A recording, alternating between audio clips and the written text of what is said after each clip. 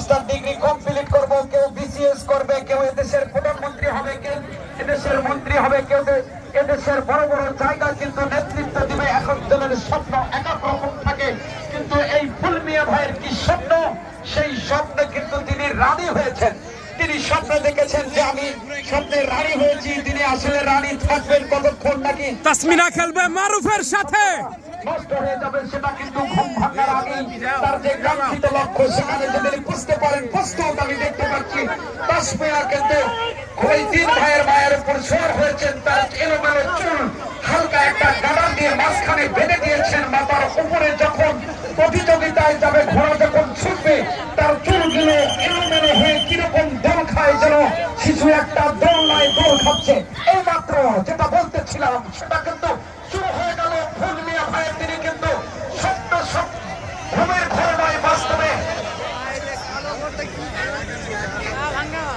আচ্ছা, যেভাবে তিনি কিন্তু স্বপ্নে দেখছেন, আসলে স্বপ্ন তার স্বপ্ন যেন সত্যি হয়, এটা কিন্তু আজকের হাজার হাজার দর্শক কিন্তু তাকিয়ে থাকে, দেখছেন যে স্বপ্নে তিনি রানী হয়েছেন, স্বপ্নে তিনি প্রধানমন্ত্রী হবেন, স্বপ্নে তিনি কোথায় যাচ্ছেন, স্বপ্নে বিবাহ হয়ে তিনি কি করছেন আর কি না করছেন।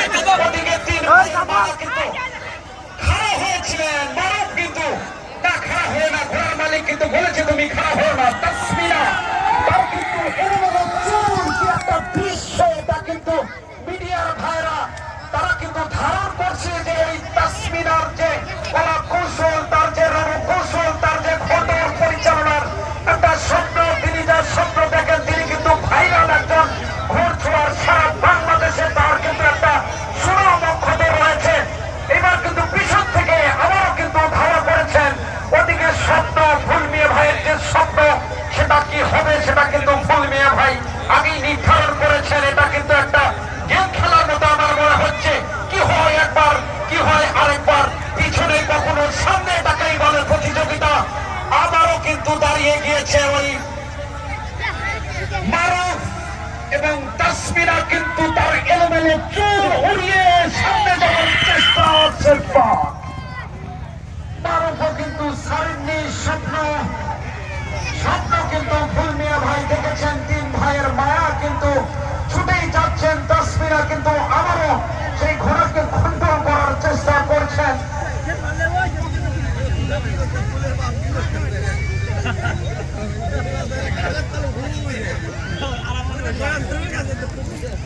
পরবর্তী আকর্ষণ, তাসমিনা কিন্তু ঘোড়াকে কন্ট্রোল করতে পারছেন না। আসলে তিন ভাইয়ের মায়া, তার উপর কি মায়া রয়েছে, সেই মায়ার টানে কিন্তু তাসমিনা আরেকবার তিনি ঘুরছেন। তার এলোমেলো চুলগুলো যেভাবে বাতাসে দুলছে, যেরকম লাল সবুজের বাংলাদেশের লাল সবুজের পতাকা বাতাসে পথ করে আজকে এই চাইনিজ মাঠের যে পতাকাগুলো লাগিয়ে দেওয়া হয়েছে, বাতাসে পথ করে উঠছে। তাসমিনার সেই কালো চুল, লাল লাল বর্ণের জার্সি পরা, তার সেই কালো চুলগুলো, কালো রঙের ঘোড়া যেন চুলগুলো দোল খাচ্ছে, যেরকম শিশু দোল নাই দোল খায়। পরবর্তীতে আরেকটি প্রতিযোগিতা নামের তালিকা আমি ঘোষণা করছি।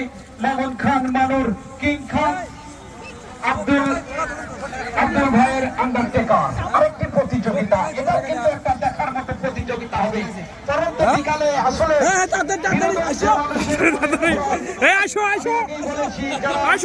বিশেষ করে